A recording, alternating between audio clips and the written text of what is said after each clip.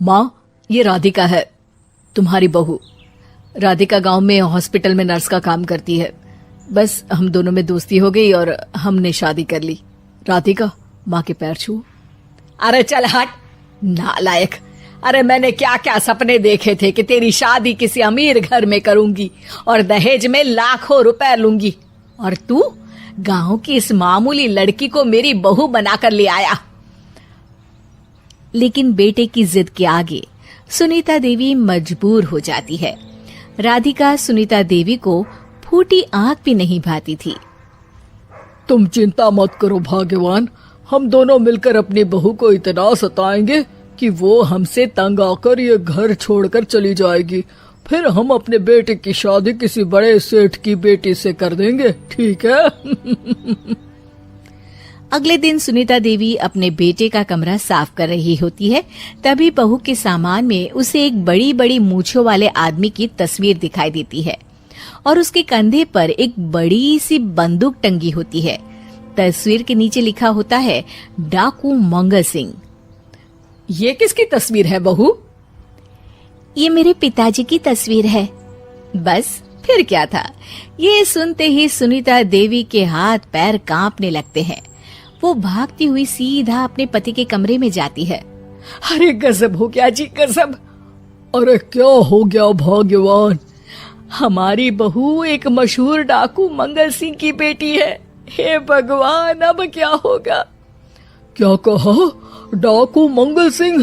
अरे मर गए रे। सुना है वो तो बड़ा ही खतरनाक डाकू है, मारता ज्यादा है गिनता कम है। लोग पुलिस वाले भी उसके नाम से कांपते हैं।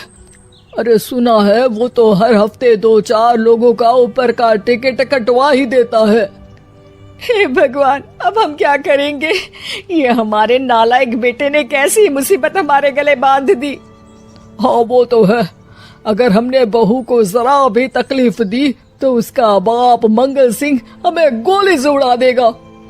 अब जो मैं कहता हूँ उसे ध्यान से सुनो। तुम बहू से बिल्कुल घर के काम मत करवाना, और ध्यान रहे उसे किसी प्रकार की तकलीफ नहीं होनी चाहिए, समझ गई ना? और ऐसा ही होता है। अगले दिन सुनीता देवी रसोई में खाना बना रही होती है कि तभी, ये क्या माँ जी, मेरे रहते आप खाना बना रही हैं? चलिए हटिए, मैं खाना बना देती हूँ। अरे नहीं नहीं बहू, तू यहाँ क्यों आ गई? जा तू अपने कमरे में जाकर आराम कर, मैं खाना बना लूंगी। सुनीता देवी जिद करके राधिका को भेज देती है। फिर एक दिन, अरे फर्श पर कितनी धूल जमी है, माँ जी देखेंगी तो नाराज हो जाएंगी, मैं अभी यहाँ पोछा लगा देती हूँ। राधिका जैसे ही पोछा लगाने लगती है कि तभी उसके ससुर की नजर उस पर पड़ती है। बंसीलाल भागता हुआ वहाँ आता है। अरे नहीं नहीं बहू, तुम ये क्या गजब कर रही हो? बहू तो बेटी समान होती है और हम ना अपनी बेटियों से काम नहीं करवाते। तुम आराम से बैठकर YouTube पर किड लॉजिक चैनल की सास बहू की कहानियाँ देखो। वो लोग ना बहुत अच्छी अच्छी कहानियाँ बनाते हैं। सच? आप देखते हैं? अरे मैं तो रोज देखता हूँ। शहर की बहू तो मेरी फेवरेट कहानी है। हाँ, ये कहकर बंसीलाल पोछा लगाने लगता है।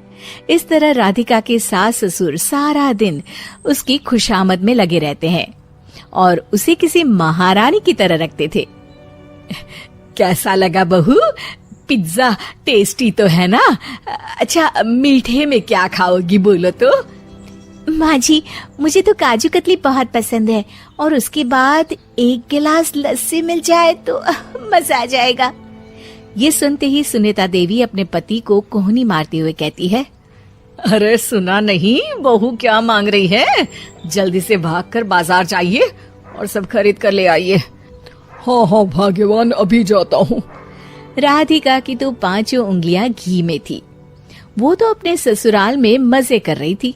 दूसरी तरफ राधिका की सास उसके लिए कभी नई साड़ी खरीद लाती तो कभी उसके लिए नए गहने बनवा देती।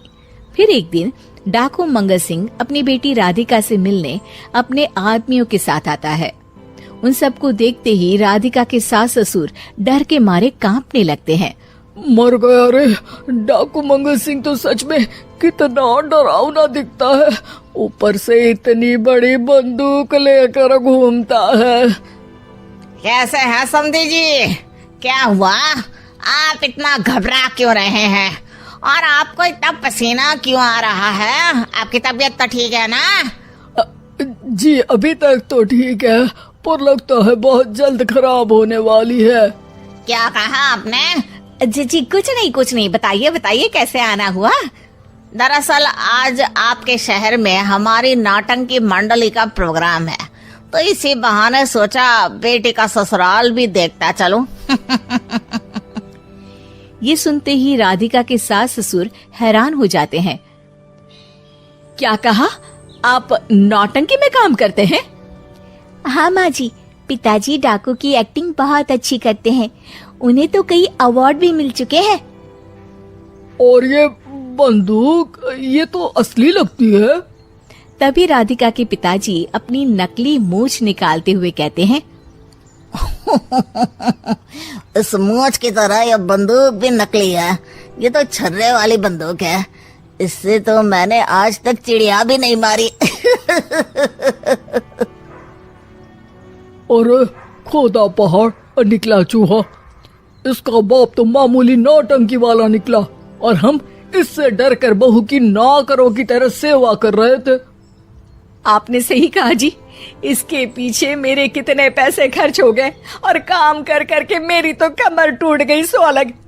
अरे बहू, तूने अपने पिताजी के बारे में हमें पहले क्यों नहीं बताया?